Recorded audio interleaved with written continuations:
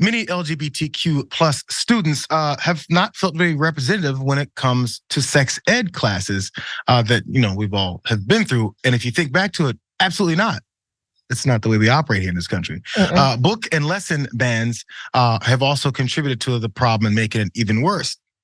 So, by the way, the curriculum for sex ed, it varies depending, and also who's administering it. But the one thing across the board is that they're outright banning these discussions when it comes to these folks and these students that maybe are just discovering who they are, which makes it even harder. So let's go straight to Texas, because this is one of the things that holds this up even worse. The penal code in Texas still says curriculum developed by the Department of State Health Services must say that homosexuality is not acceptable and is a criminal offense. It's not acceptable, and it's a criminal offense, even though such language was deemed unconstitutional by the US Supreme Court in 2003, 20 years ago. Wow. Attempts in the legislature to remove that line from the state law have failed for some reason, maybe because it's just Texas. And this has forced students to look online for information when it comes to who they are and really about their sexuality and sex itself. So in practice, LGBTQ students say that they have looked elsewhere for their sex education. Some described watching their peers turn to pornography, and others said they watched videos on YouTube about how to tell if someone is gay and how to flirt with people of the same sex. This is a horrible place to find information about your life. Not only, first of all, the sex ed in schools is bad enough as it is, right? So that already is number one, horrible. In Texas, they're telling you it's a criminal offense. Totally not true, but they're still saying it. And then you're gonna turn to YouTube and porn as places for education. Oh my God, these poor kids are what are they? What is happening? Don't learn anything. Yeah, we're looking for guidance. Figure it out on your own.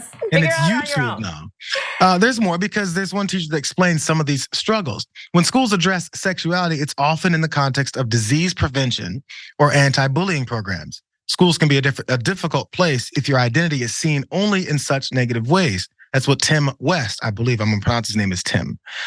Tim West, who's a former teacher and now executive director of the LGBTQ Institute at the National Center for Civil and Human Rights in Atlanta. Here's more from him. What if you're a boy in high school that knows you like boys, and you sit in a divided room and listen to a teacher explain how not to have sex with girls? You'd be sitting there rolling your eyes because that's not your issue.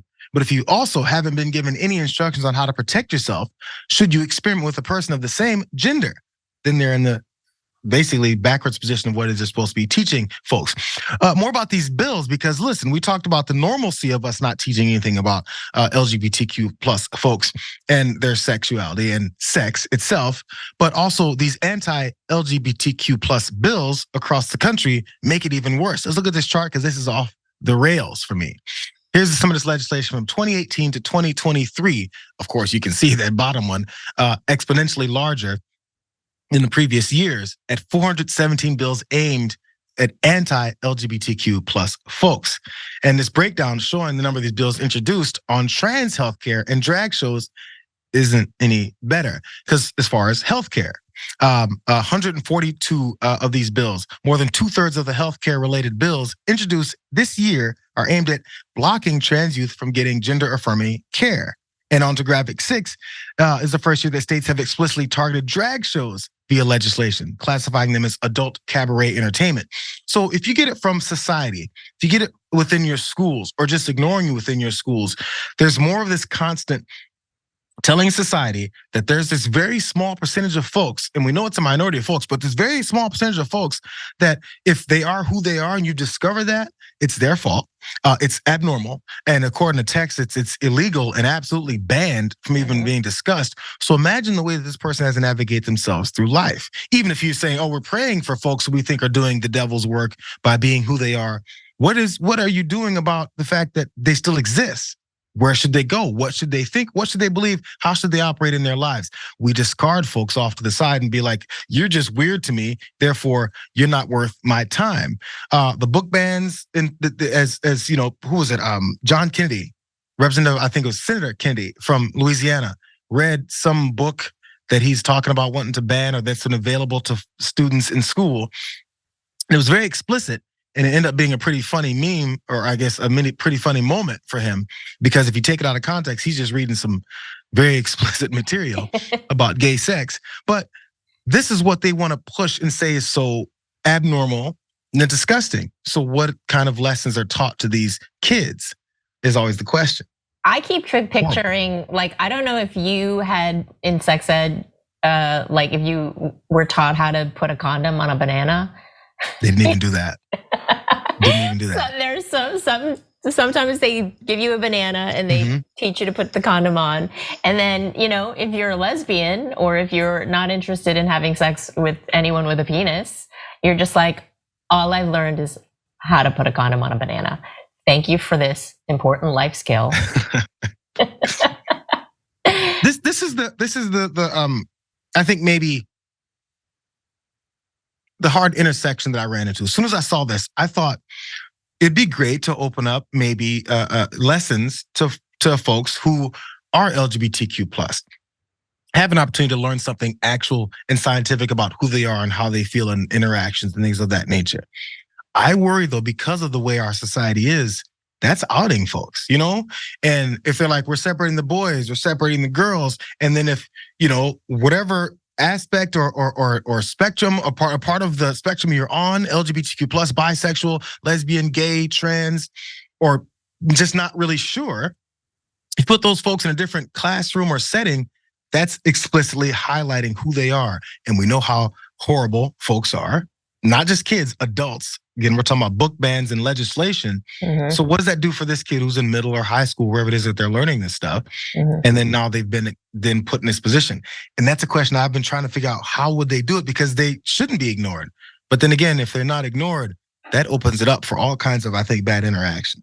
The concept of like, a preteen kid, a kid that's just getting into his sexuality, like 13, 14, 15, getting onto a porn site and watching the extreme things that are on porn right now, because porn used to be just regular sex and now porn is like,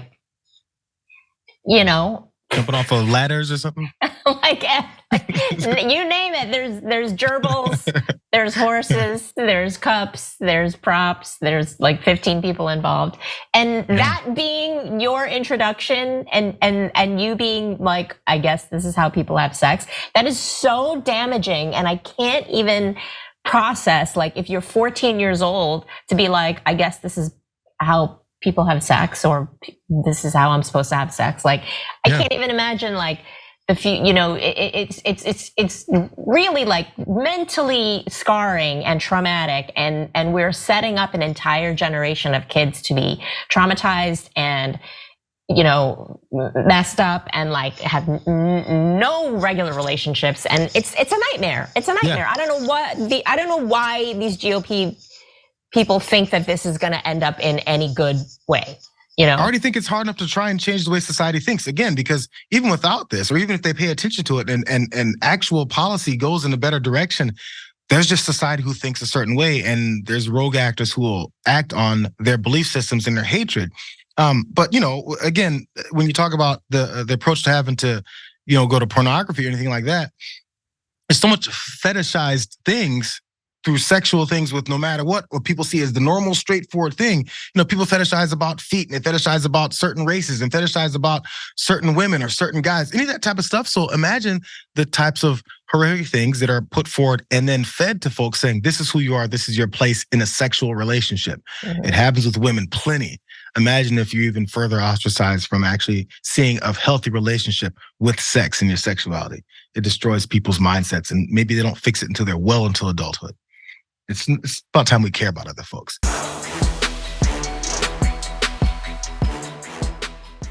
Check out the Damage Report podcast each day, wherever you get your podcasts, whether Pocket Casts or Stitcher or iTunes. You can join me as I give you the news and stories you want, with a range of co-hosts and interview guests jumping in on the fun each day. Again, that's the Damage Report, wherever you get your podcasts. And if you get them at iTunes, don't forget to rate and review. Sometimes I'll read them live on the show.